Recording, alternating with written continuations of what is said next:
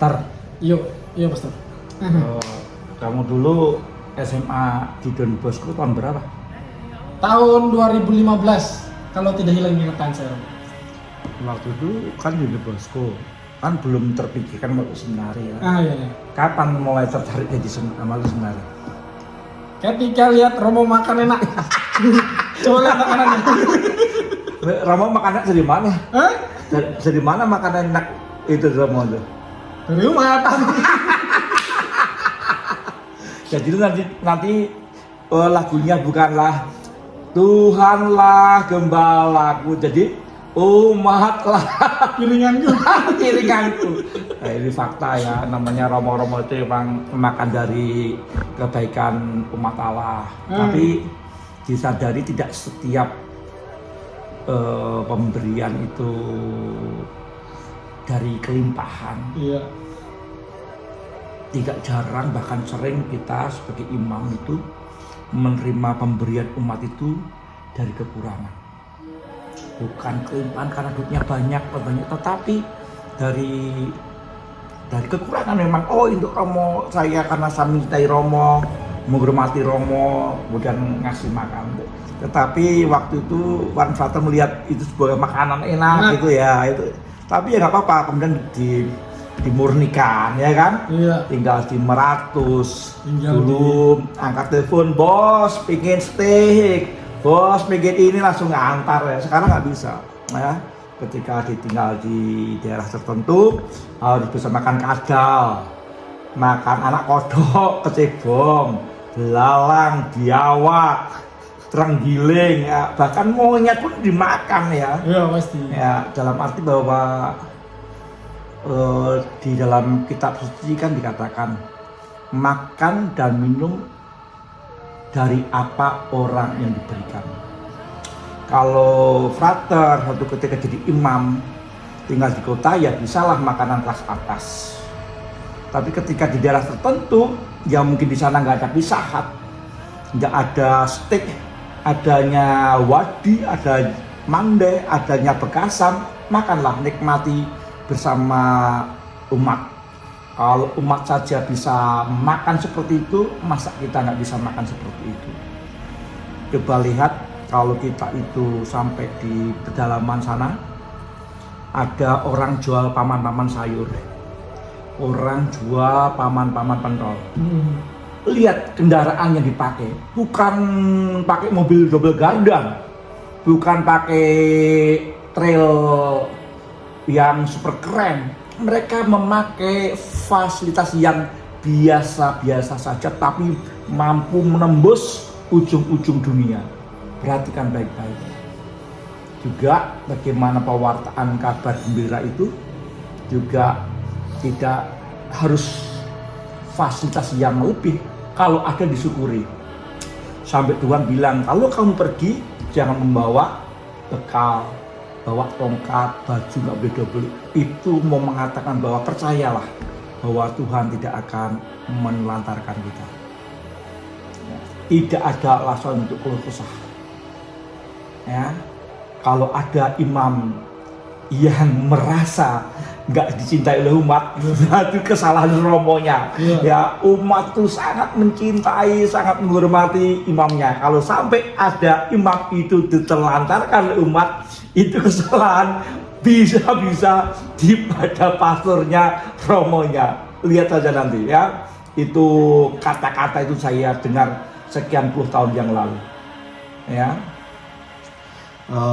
kamu tahu nggak?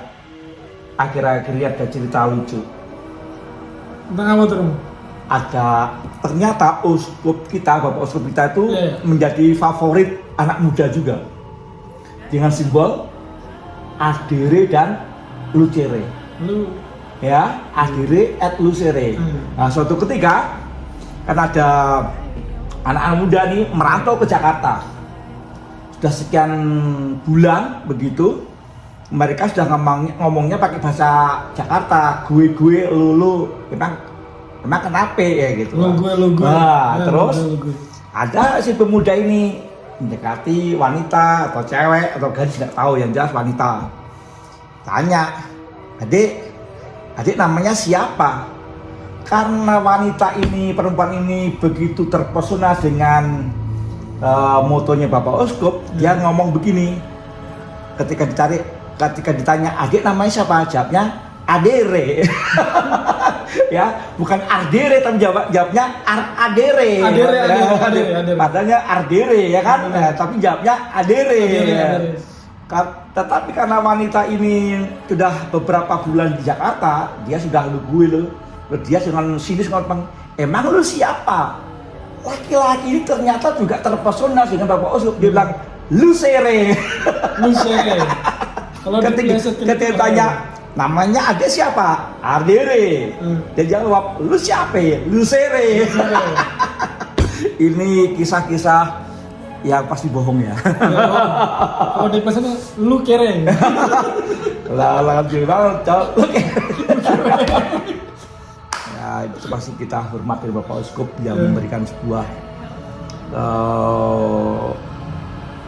kesempatan untuk merefleksikan semangat agar kita berada di suatu tempat itu bukan kaleng-kaleng, untuk menjadi bercahaya, menjadi berkilau, menjadi lebih daripada adanya itu. Maka dikatakan ada akhir-akhir ini yang cukup cermati, adanya berita hoax. Kalau Descartes mengatakan aku berpikir maka aku ada, iya, kok gitu ergo sum. Nah, sekarang dikembangkan aku berbohong maka aku ada. Ya, cari bahasa Latinnya, aku berbohong maka aku ada. Banyak berita-berita hoax ya, untuk supaya diakui bahwa aku ada.